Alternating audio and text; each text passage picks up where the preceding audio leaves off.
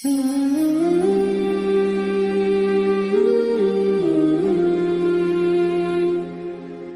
کے لیے ہم نے اپنا گھر بار اجاڑ دیا.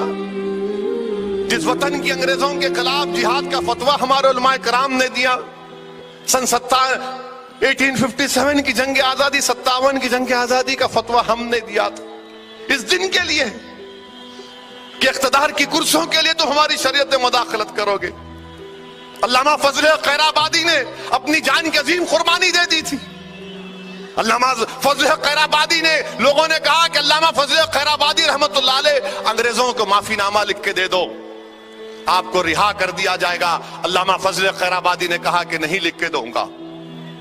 اپنی جان دے دی علامہ فضل خیر آبادی نے, اور وہی ساورکر نے 6 مرتبہ انگریزوں کو معافی نامہ لکھ کر دیا تھا.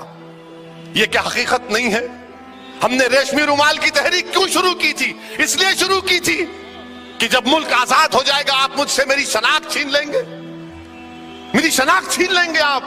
ارے میں مسلمان ہوں تو کیا ہوں؟ بغیر شریعت کے میں تو ایک زندہ لاش بھی نہیں کہلا سکتا, میں کچڑے کا کوڑا ہوں اگر شریعت میرے پاس نہیں ہے تو. جس کے نام پر میں سانس لیتا ہوں, جیتا ہوں, جس کے نام کا میں صدقہ کھاتا ہوں رسول اللہ صلی اللہ علیہ وسلم کا, اگر ان کی شریعت مجھ سے چھین لی جائے گی تو پھر میں کیا ہوں؟ میں کیا ہوں بتاؤ؟ میری کوئی پہچان نہیں ہے. میری پہچان ہے تو اس مدینے کے آقا کی امتی کی وجہ سے ہے. یہ میری پہچان ہے, اور آپ میری شناخت کو, میری پہچان کو ختم کرنے کو تلے ہوئے. سوچو میرے بھائی, یہ سیکولرزم کمیونلزم کی ڈیبیٹ, بحث, یہی تو مسئلہ ہے نا. ہم تو بول بول کر تھک گئے اور بولتے رہیں گے انشاءاللہ تعالی. جب تک زندہ رہے ہم بولتے رہیں گے. مگر ایک بات ضرور کہوں گا آپ سے, آپ کسی پارٹی کو ووٹ دو, آپ کا اختیار ہے. مگر میرے بھائی, اگر میں بھڑکاؤ بھاشن دیتا ہوں, اگر میں نفرت, ہندوستان کا سب سے خراب اور نفرت کرنے والا آدمی ہوں, جس کے جلسے میں آج مجھ پر حملہ کیا گیا, کوئی بات نہیں. مگر ایسے ایک 5-10 کو تو تم تیار کرو, ان کو کامیاب کر کے پارلیمنٹ میں, اسمبلی میں بھیجاؤ. میرے خلاف کرو کام, مجھے کوئی اعتراض نہیں ہے, مگر کسی کو تو تیار کرو جو تمہاری زبان میں بول سکے. کسی کو تو کامیاب کرو جو تمہارے آنکھ میں بہتے ہوئے آنسو کی ترجمانی کر سکے ایوانوں میں. یاد رکھو نوجوانوں, میرے بزرگوں, میری عزتدار ماں اور بہنوں, میں ذمہ داری کے ساتھ عرض کر رہا ہوں, اگر آپ یہ سیاسی حکمت عملی طے نہیں کریں گے تو پھر نہیں معلوم مستقبل میں کیا کیا ہونے والا. سوچو تھوڑی دیر کے لیے, اگر ہندوستان کی لوک سبھا میں اگر آپ کے 10 سے 15 MP ہوتے, سوچو, تصور کی دنیا میں آپ کو لے کر جا رہا ہوں, اگر 10 سے 15 مسلم MP ہوتے تو ہندوستان کی پارلیمنٹ میں اسد الدین اویسی اکیلا محسوس نہیں کرتا اپنے آپ کو. میں اکیلا محسوس نہیں کرتا, یقیناً اکیلا محسوس کیا میں.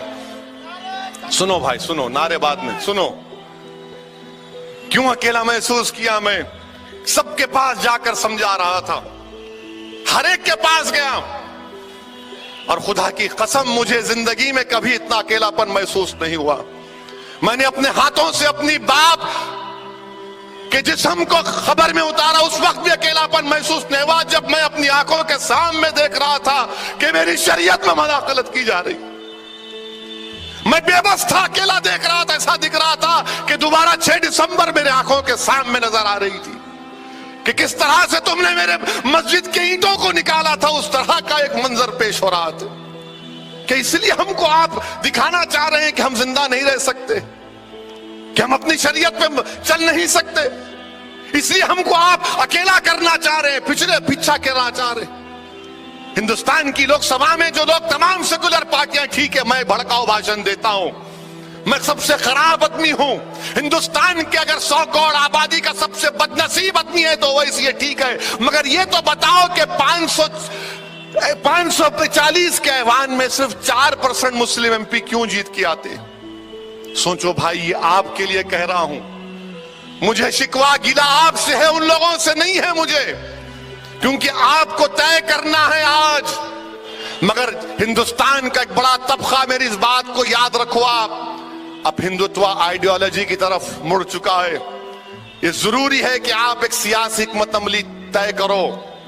جب طے کریں گے اس پر عمل کرو. اور میں ذمہ داری کے ساتھ کہہ رہا ہوں کہ آپ کو ڈرنے کی ضرورت نہیں ہے. ہندوستان کا سمویدھان زندہ ہے ابھی. اور میں آپ سے اس لیے کہہ رہا ہوں کہ مسلمان کی زندگی بھی ایک زندگی کا پیغام ہے. مسلمان کی موت بھی زندگی کا پیغام ہے. مسلمان کا زندہ رہنا بھی زندہ ہے. مسلمان کا مرنا بھی ایک زندہ ہے. مسلمان کا عروج بھی ایک پیغام ہے. مسلمان کا زوال بھی ایک پیغام ہے. اور اگر کوئی یہ کہہ رہا ہے کہ کیا ہوگا، ارے کچھ نہیں ہوگا میرے بھائی، کچھ نہیں ہوگا. تم تاریخ کے کتابوں کو پڑھو کہ بغداد میں ہماری تاریخ کو مٹا دیا گیا. دریائے دجلہ کا پانی اودا ہوا کتابوں کو ڈالنے سے، پھر ہمارے خون سے لال ہوا. اور ہلاکو خان نے ایک ڈکٹیٹر کی طرح کھڑے ہو کر کہا کہ اب کون ہے جو اسلام کا نام لے گا. لاشوں کے انبار لگے ہوئے تھے، علماء کرام کی لاشیں لگی ہوئی تھیں. ایک 13 سال کا بچہ زخمی حالت میں اٹھا اور کہا ہلاکو سن، اور قرآن کی تلاوت کرنا شروع کر دیا الحمدللہ رب العالمین سے. کیا آج کوئی ایسا بچہ ہے ہمارے پاس جو موجودہ دور میں ان ظالموں کے خلاف آواز اٹھا سکے؟ اپنے بچوں کو تیار کرو، تعلیم دلاؤ، ان کو طاقتور بناؤ. اپنے بچوں کے سامنے بیٹھ کر ٹی وی دیکھ کر یہ گندے قسم کے نظارے دیکھو گے تو کچھ نہیں ہوگا. ٹیپو سلطان کی تعریف کرنے والوں سنو. ٹیپو سلطان نے جب شیر کو اپنے تلوار سے مارا تو باپ نے کہا کہ میری وجہ سے ٹیپو نے مارا. تو ماں نے کہا میری وجہ سے مارا. اور ماں نے کہا کہ یہ اس لیے میری وجہ سے مارا کیونکہ میں جب اس کو دودھ پلاتی تھی تو حالت وضو میں رہتی تھی اور درود شریف پڑھتے ہوئے اس کو دودھ پلاتی تھی. اسی لیے وہ ٹیپو سلطان بنا. شیخ عبد القادر جیلانی کے نام لیوا سنو. موسیٰ جنگی دوست شیخ عبد القادر جیلانی کے والدہ کون تھے؟ شیخ عبد القادر جیلانی کے نانا نے اپنی بیٹی کا رشتہ موسیٰ جنگی دوست کو دیا تو کہا میری بیٹی نابینا ہے، میری بیٹی لنگڑی ہے. نابینا اس لیے کہ اس نے کوئی کسی غیر محرم کی طرف نظر اٹھا کر نہیں دیکھا. لنگڑی اس لیے کہ اس نے شریعت کے خلاف کوئی قدم نہیں ڈالا. تو اللہ نے اس نیک بخت عورت کی گود میں شیخ عبد القادر جیلانی کو پیدا کیا. کیا تم سمجھتے کہ عبداللہ ابن زبیر ایسے ہی ہو گئے؟ نہیں، عبداللہ ابن زبیر اس لیے ہے کیونکہ ان کی ماں نیک تھی. جس کی ماں نیک ہوگی اس کی اولاد بھی نیک ہوگی. جس کی ماں نیک ہوگی اس کا بچہ دین اور قوم کے لیے لڑے گا اور مٹے گا. جن کی مائیں کمزور ہوں گی تو یاد رکھو معاشرے کی تشکیل کے لیے ضروری ہے کہ ہم اپنے معاشرے کی برائیوں کا خاتمہ کریں. اشاعت الاسلام کیرانہ یوٹیوب چینل